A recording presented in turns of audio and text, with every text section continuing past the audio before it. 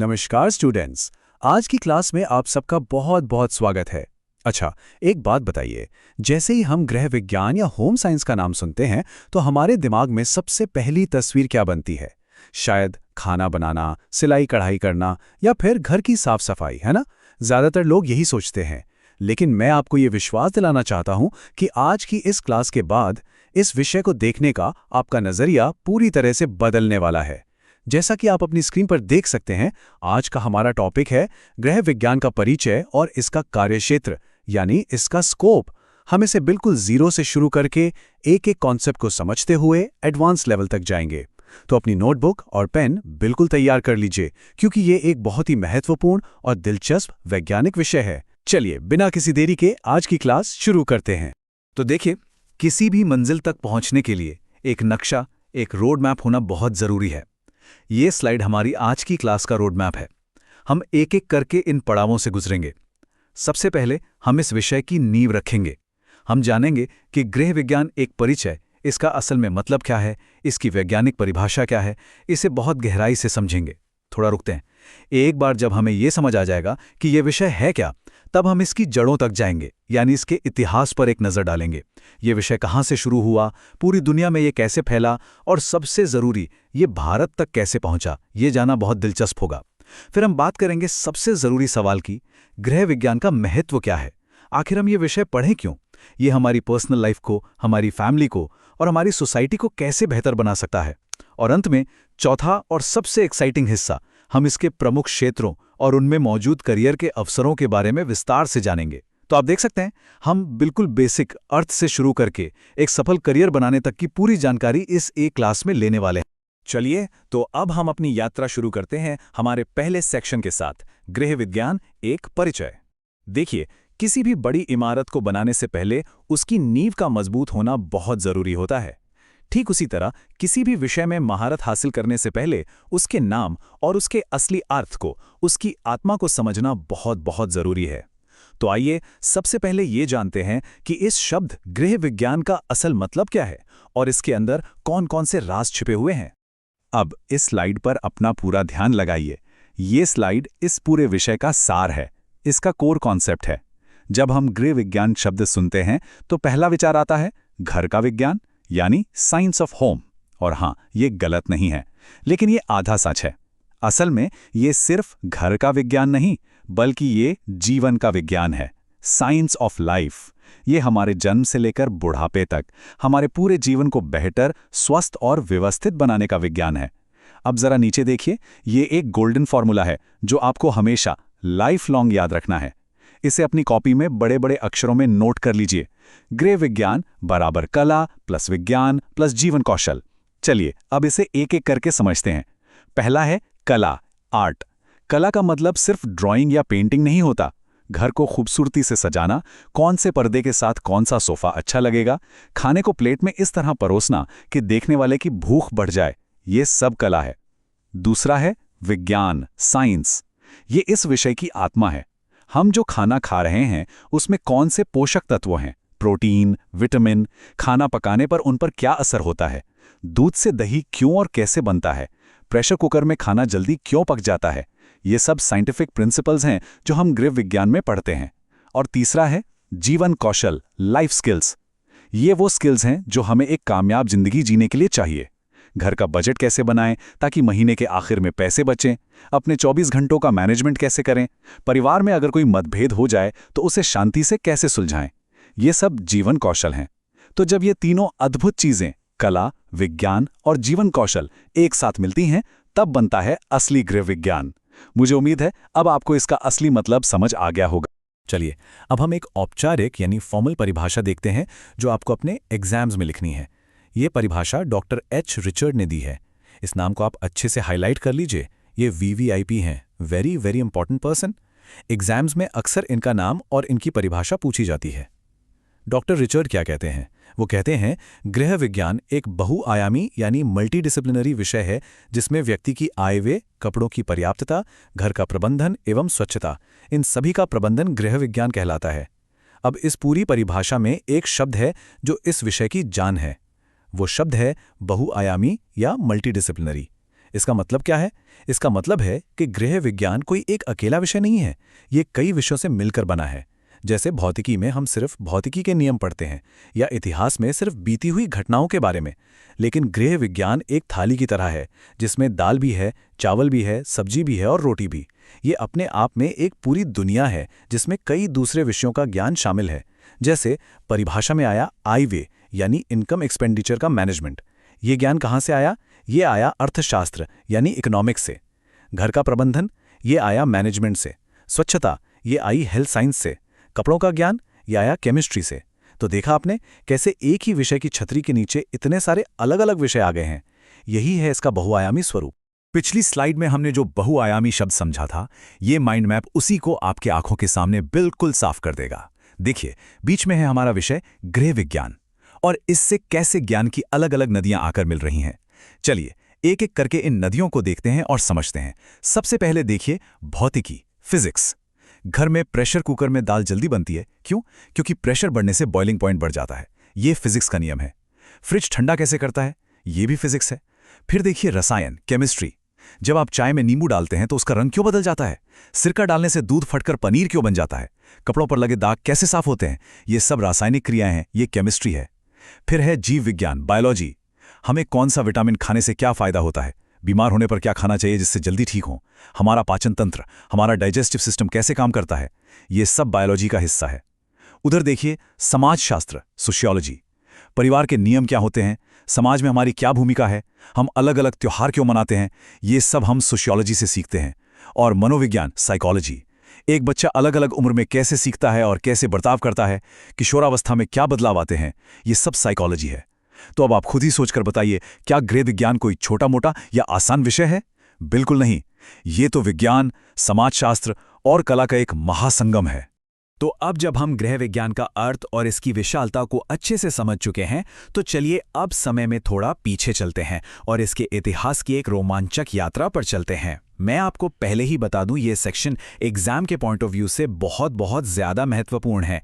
इसमें से बहुत सारे छोटे छोटे तथ्य, तारीखें और नाम हैं जो 1 मार्क क्वेश्चंस या मल्टीपल चॉइस क्वेश्चंस के रूप में आपकी परीक्षाओं में सीधे सीधे पूछे जाते हैं। तो अपनी नोटबुक और पेन बिल्कुल तैयार रखें और जो भी महत्वपूर्ण तथ्य मैं बताऊंगा उन्हें साथ साथ नोट करते चलिएगा। किसी भी विषय को सम्मान देने के लिए उसके इतिहास को जानना बहुत जरूरी होता है। यहां देखिए, स्क्रीन पर हैं गृह विज्ञान के इतिहास के 2 सबसे बड़े महानायक। सबसे पहला पॉइंट, इस विषय की औपचारिक शुरुआत 19वीं शताब्दी के अंत में अमेरिका में हुई थी। इसमें एक साल बहुत महत्वपूर्ण है, इसे अपने दिमाग में बिल्कुल छाप लीजिए। 1842। कौन सा साल? 1842। इस साल से जुड़े हैं जस्टिस वॉन लिविंग। इन्हें गृह विज्ञान के जनक यानी फादर ऑफ होम साइंस कहा जाता है। ये असल में एक केमिस्ट थे जिन्होंने खेती और पोषण पर बहुत काम किया और वहीं से इस विषय की नींव पड़ी। तो एग्जाम में पहला सीधा सवाल क्या बनेगा? गृह विज्ञान के जनक कौन हैं? आपका जवाब होगा जस्टिस वॉन लिविंग। अब दूसरे पॉइंट पर आइए। अगर जनक हैं तो जननी भी होंगी, तो मदर ऑफ होम साइंस यानी गृह विज्ञान की जननी कहा जाता है कैथरीन बीचर को। इन्होंने महिलाओं की शिक्षा के लिए और घर के कामों को, घरेलू प्रबंधन को एक व्यवस्थित साइंटिफिक रूप देने के लिए बहुत काम किया। तो ये दोनों नाम, जनक जस्टिस वॉन लिविंग और जननी कैथरीन बीचर, आपको कंठस्थ होने चाहिए। इन्हें आप अपनी कॉपी में 5 स्टार लगाकर नोट कर लीजिए। इतिहास में थोड़ा और आगे बढ़ते हैं।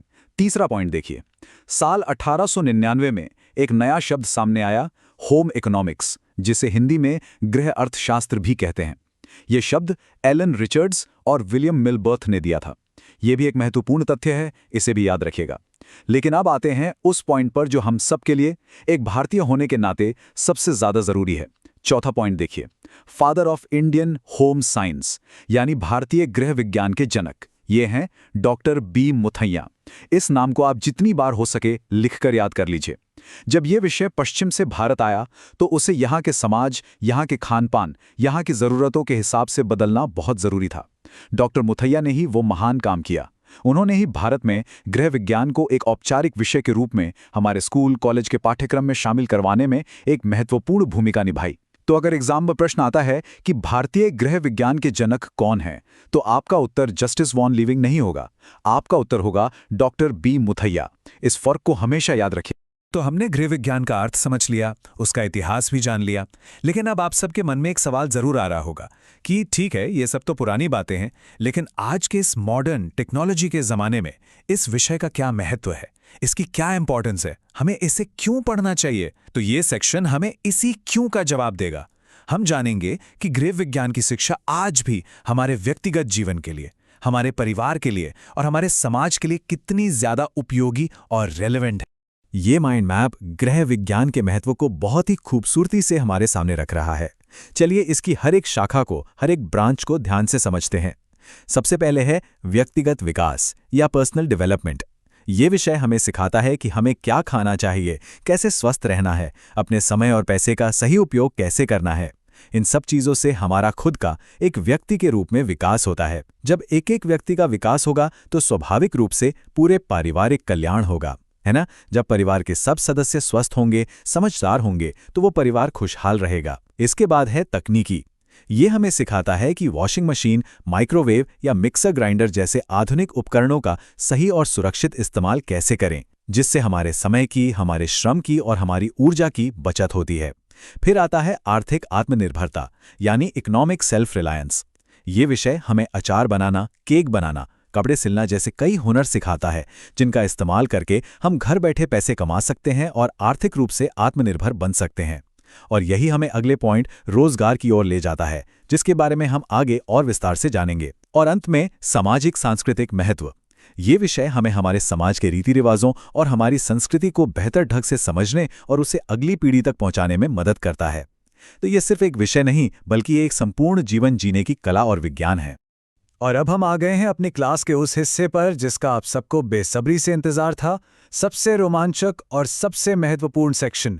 यहाँ हम जानेंगे कि गृह विज्ञान की डिग्री सिर्फ एक कागज का टुकड़ा नहीं, बल्कि एक ऐसी मास्टर की है जो आपके लिए करियर के कौन कौन से दरवाजे खोल सकती है। हम देखेंगे कि यह विषय सिर्फ घर संभालने तक सीमित नहीं है, बल्कि एक प्रोफेशनल डिग्री है जो आपको एक शानदार और सम्मानजनक करियर दे सकती है। तो चलिए देखते हैं गृह विज्ञान के प्रमुख क्षेत्र और उनमें छिपे करियर के खजाने को। गृह विज्ञान का जो विशाल साम्राज्य है वो मुख्य रूप से इन 5 स्तंभों पर, इन 5 पिलर्स पर खड़ा है। आप इन्हें गृह विज्ञान के 5 पांडव भी कह सकते हैं। ये इसके 5 प्रमुख क्षेत्र हैं। चलिए मेरे साथ साथ इनके नाम दोहराइए। पहला, पोषण एवं आहार, न्यूट्रिशन एंड डाइटेटिक्स। दूसरा, वस्त्र विज्ञान, टेक्सटाइल साइंस। तीसरा, प्रसार शिक्षा, एक्सटेंशन एजुकेशन। चौथा, गृह प्रबंधन, होम मैनेजमेंट। और पांचवा, मानव विकास, ह्यूमन डेवलपमेंट। ये पांचों क्षेत्र अपने आप में बहुत विशाल हैं, जैसे 5 अलग अलग समंदर हों, और इनमें करियर की अनगिनत संभावनाएं हैं।